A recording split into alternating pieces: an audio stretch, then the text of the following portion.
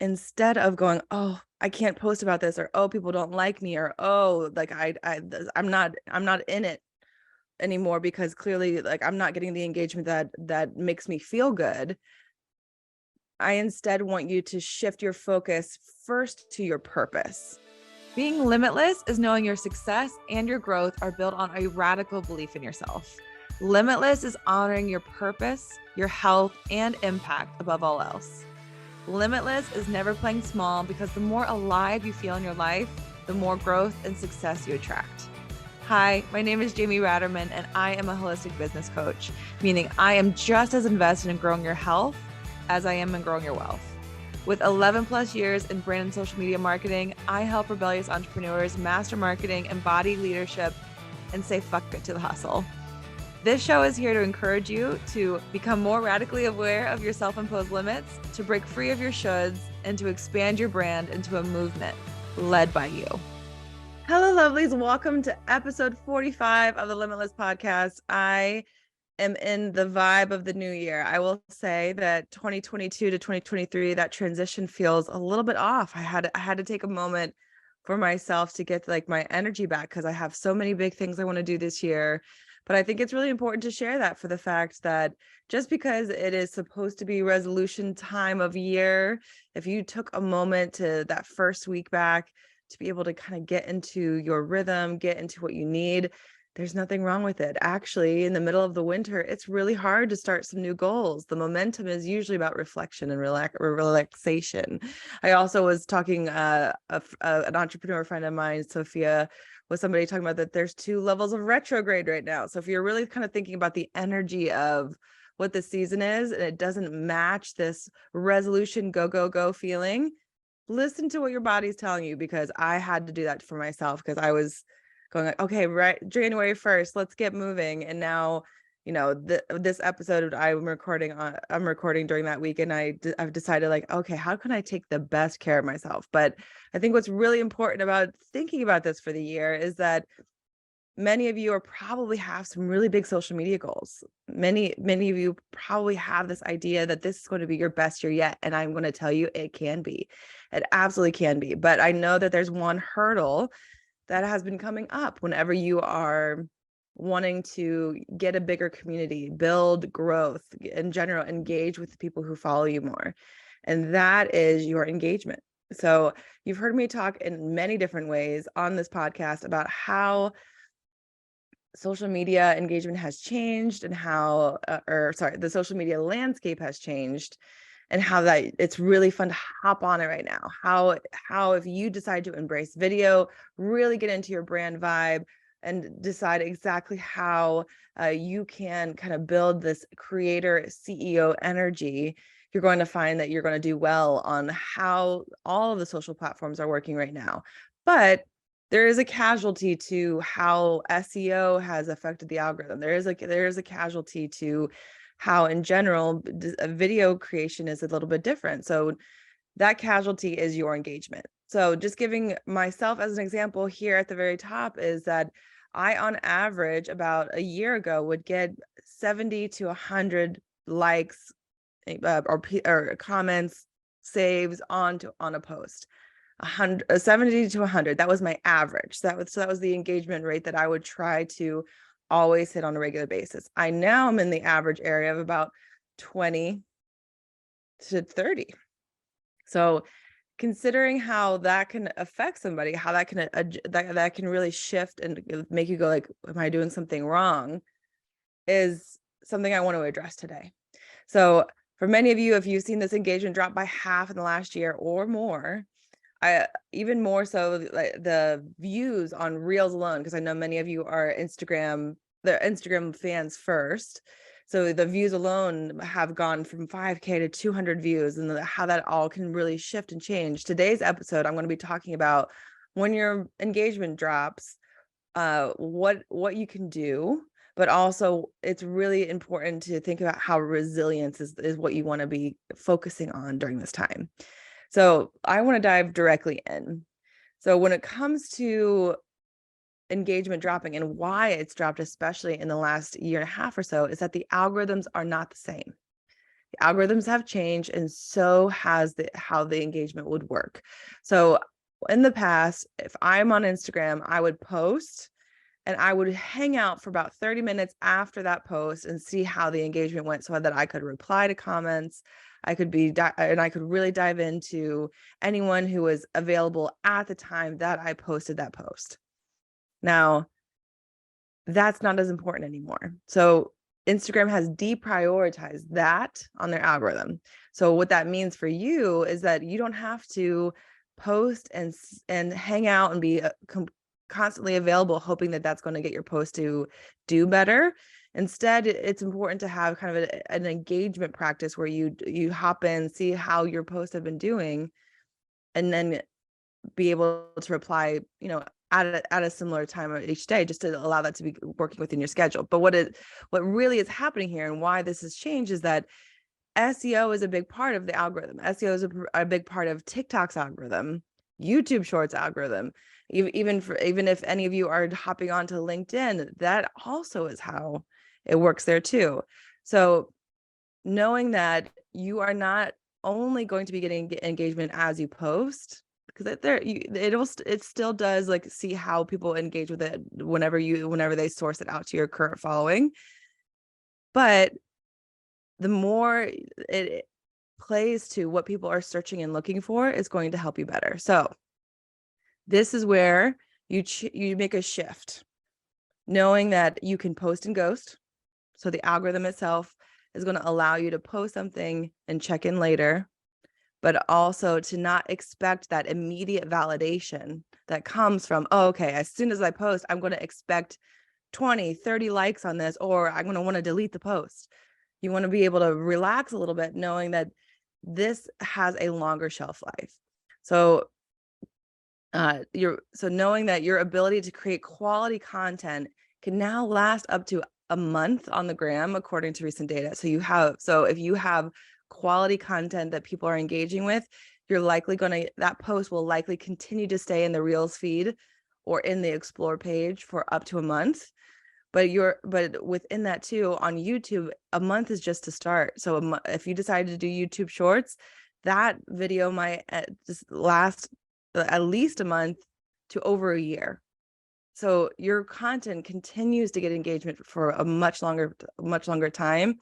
For my Pinterest queens, we know that the 3 months is the general rule of thumb of how long a post will last.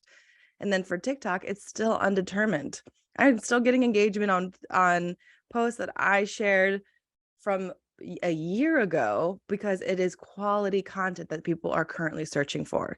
So this is how you want to adjust your expectations when you're posting now, to know that, yeah, if you're seeing a drop in engagement, it's just might end up being that it's not about the quality, or that people aren't liking your stuff.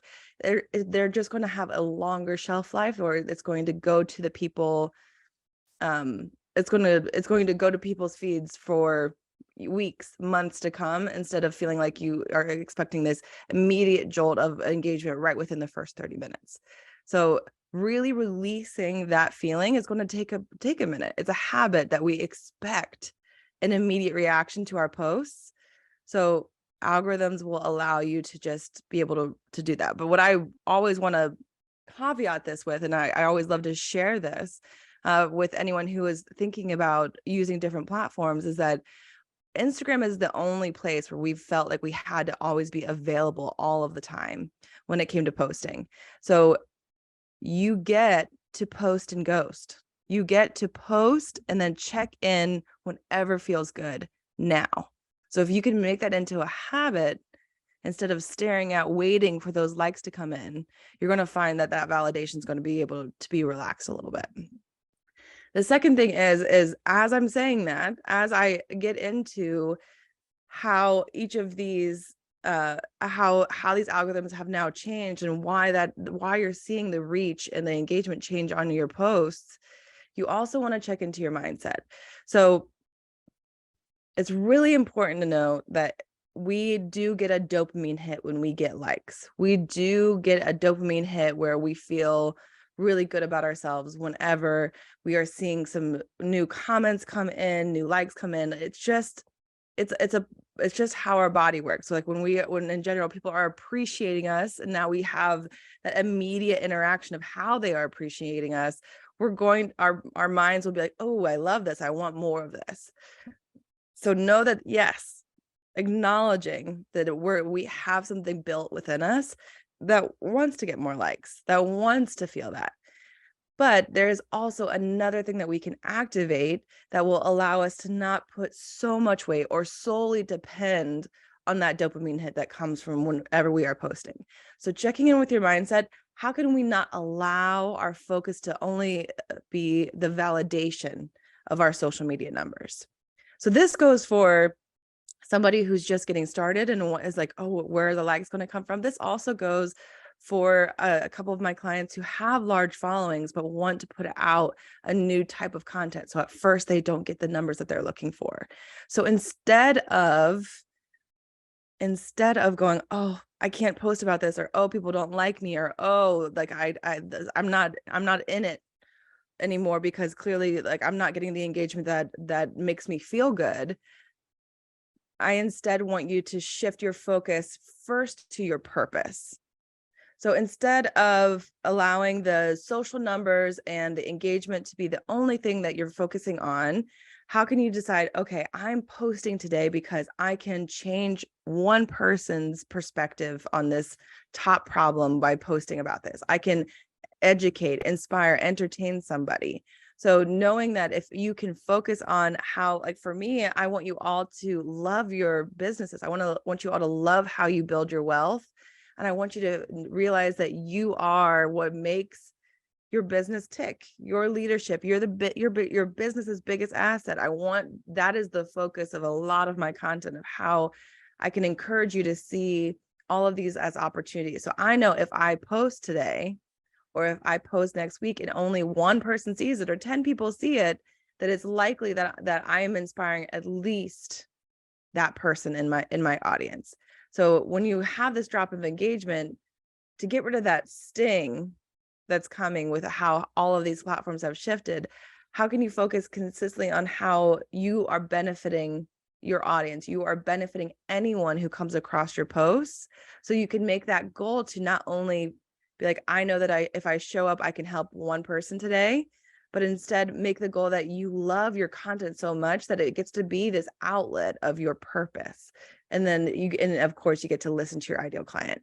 So check in with your mindset, because this is a sustainability practice. This is an opportunity for you to not allow algorithms and numbers to rule you. Instead, you get to be the one that decides how heavy you decide to hold that weight of like, oh, okay, clearly I got this amount of engagement on it, but I got 3 DMs from that post. So what's more important?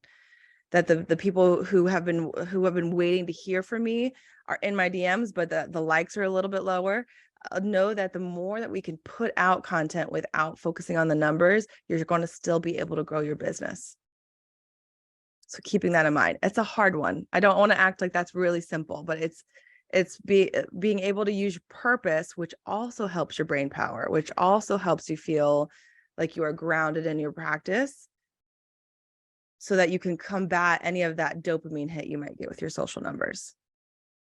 The next piece here is, of course, we've talked about how the algorithms change. We've talked about how your mindset is a big part of this, but your content can be the problem.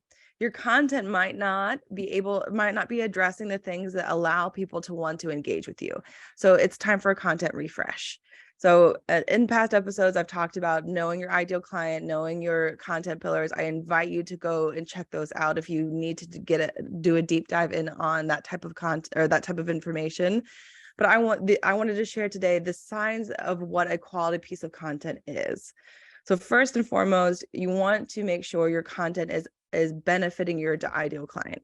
So if you're not getting engagement, it's because people aren't finding it interesting, or it's not really relatable to what they need. So take a look whenever you write out, or whenever you create a reel, whenever you do a graphic, is this content addressing common questions and challenges? Or is it just something that you love? Now, I want to preface this by the fact that I want you to be passionate about the content that you put out, but you want to make sure that it is also something that others can relate to in some way, shape, or form. So you want to hold that piece in there. Okay, I love this. I want to share this. I'm inspired by this. Does this help Linda, who's been trying to figure out how to meal prep this year? Does this help? You know, I'm throwing out random names that are coming to my brain. Does this help Jerry, who's trying to upgrade his desk and by making it feel like homey to him, and being able to give him some kind of home decor advice here? So making sure that whatever content you're putting out benefits your ideal client. And if you do not know who that person is, or you haven't revisited who your ideal client is, I heavily encourage you go back and go, who is she? Has she changed? What does her day-to-day look like? Again, go to previous episodes if you want to take a deep dive into that kind of content. But within that, so now we know that the content benefits our ideal client. Does it hold attention? So one thing to note when it comes to social media is that we are scrolling. The feed is the purpose of it is, or how all of these engineers have been working on the algorithms, is how can we keep people on here as long as possible? So does your content hold that?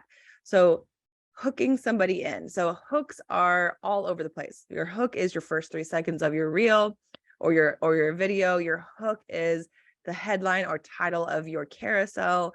Your hook is the first line of your caption. So are you able to really entice people to keep reading in the caption, to keep watching in your reel, to keep scrolling through your carousel?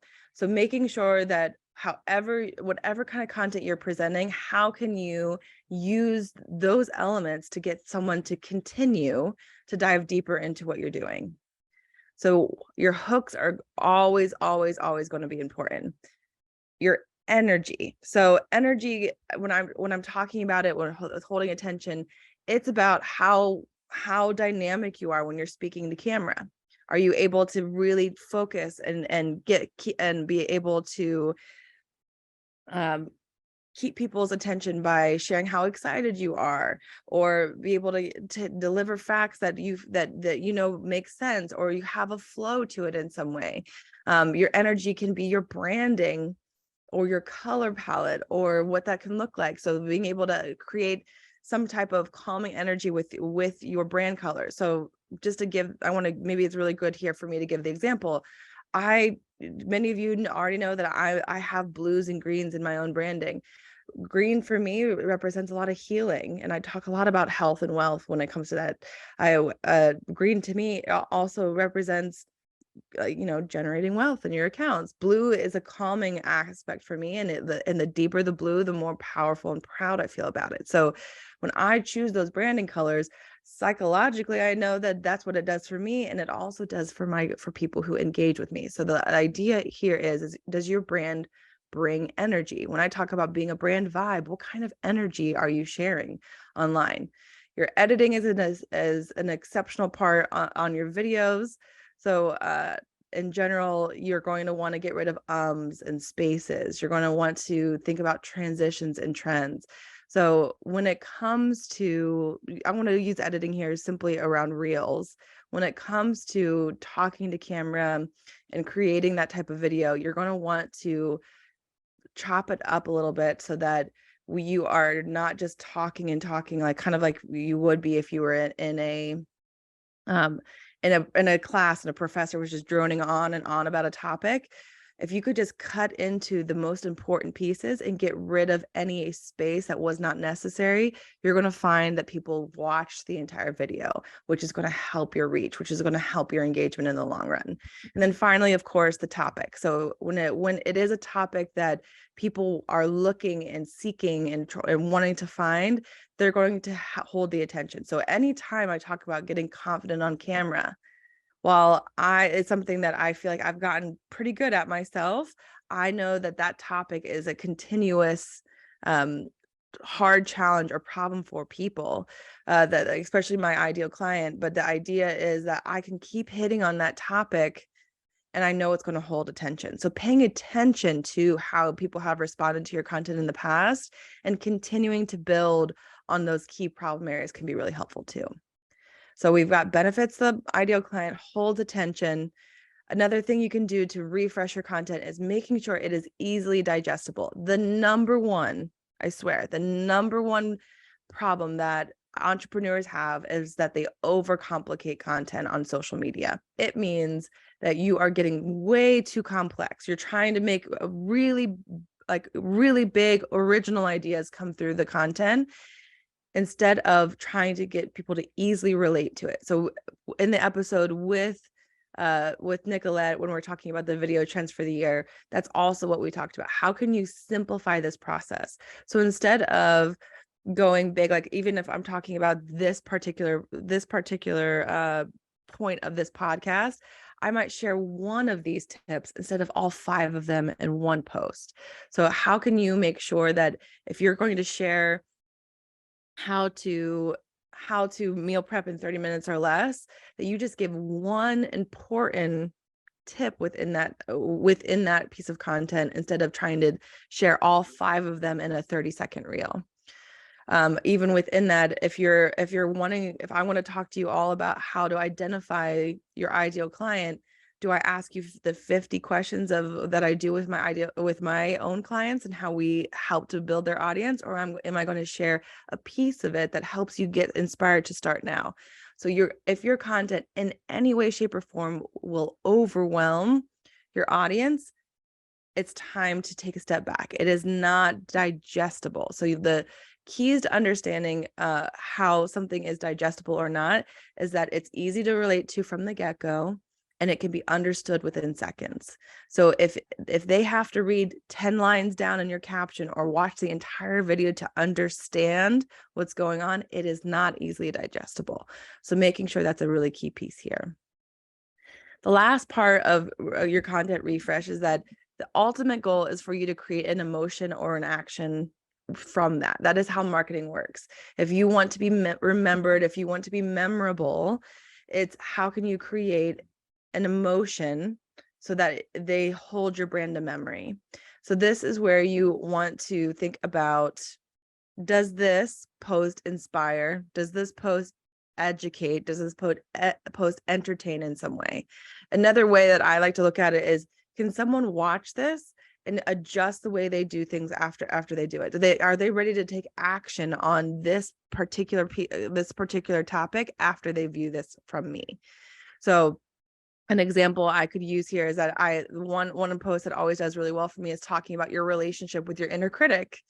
And I talk about how you should name that inner critic so that you are able to say, you know what, for me, her name is Helen. Helen, chill out today. I don't need to hear this. So am I giving that education piece that allows someone to be like, I want to name my inner critic too. I know that is going to help somebody. So being able to benefit from this. So when you're looking at your content right now, when you're looking at the most lowest engaged posts, did they hit all of these criteria? Did they benefit your ideal client? Did they hold attention? Were they easily digestible? And did you invoke in a way to create an emotional reaction or an action from that post that they leave with? So take a look at those. It's going to help you out here. The last piece when it comes to how you can address when your engagement has dropped is, are you engaging with others? So one important way I can talk about this is that if you don't currently have an engagement routine, aka you're engaging with others, you are going to have some difficulty here. So let's just use dating as an analogy. When has it ever been a good date when all you do is talk about yourself the whole time? When you go on a date and you talk about all of the recent travels you've been on, your likes, your dislikes, your favorite foods, your things, and then you leave the date going like, all right, bye, have a great time.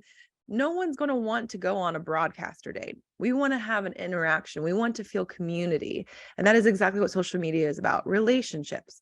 So how would you like to engage with others?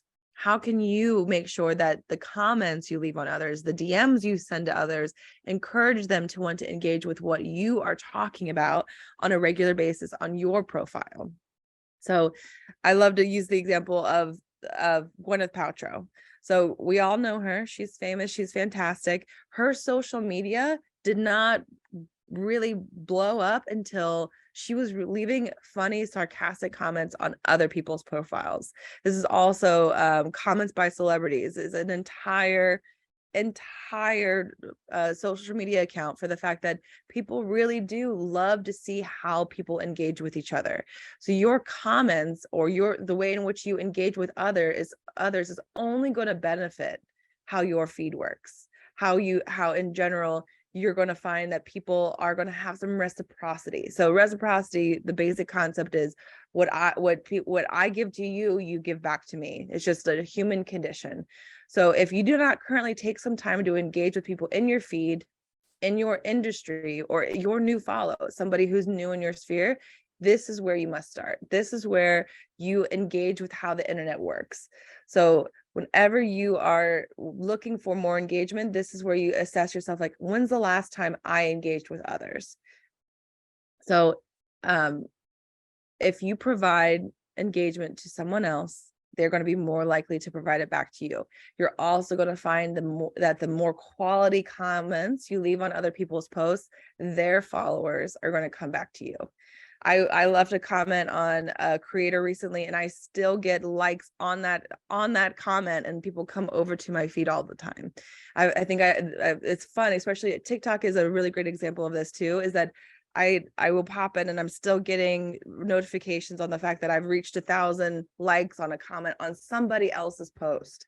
So being able to understand that this is a part of how to build your community and how to build an opportunity for people to engage with you. So right now, this is what you can do. So spend about 15 minutes a day or every other day with your first thing in the morning to be like, okay, I'm going to engage with people in my feed, people in my industry, and then people who recently followed me.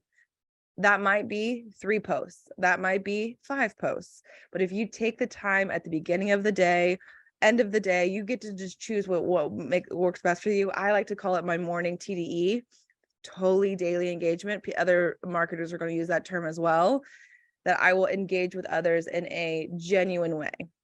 So one important piece of being able to reach out and engage with others, do not make it generic. Don't leave great post or, oh, this is cool, or like a random emoji. Now, that still helps them. I'm not saying to discourage that can help, but you're not going to find that builds relationships. So whenever you are leaving comments or DMs, be genuine. What would you like to share with them? That might look like, what's your top takeaway from what they shared? Or what is your experience with that topic or with that post or what they're talking about? Be able to give something that they can build off of, that they can reply to. That is what a genuine or quality comment or DM might look like. So we ran through it all. 4 essential tips of if you're feeling that lower engagement right now. So when you're dealing with lower engagement, I want you to keep these 4 principles in mind. Right now, posts last longer. So engagement is not going to perform the same as it had before. As a creator, make your focus about your why and your purpose more than getting that validation from the likes. So do not allow engagement to be your sole motivation to post. Reignite and tap into your content quality using those principles that I shared, and engage with others. Your top tip here is, if you do not engage with others on social media, do it now. So I hope this is really helpful to you. Let me know which one of these tips that you decide to use. DM me, leave it in a review here. I would love to hear how you decide to use these engagement practices.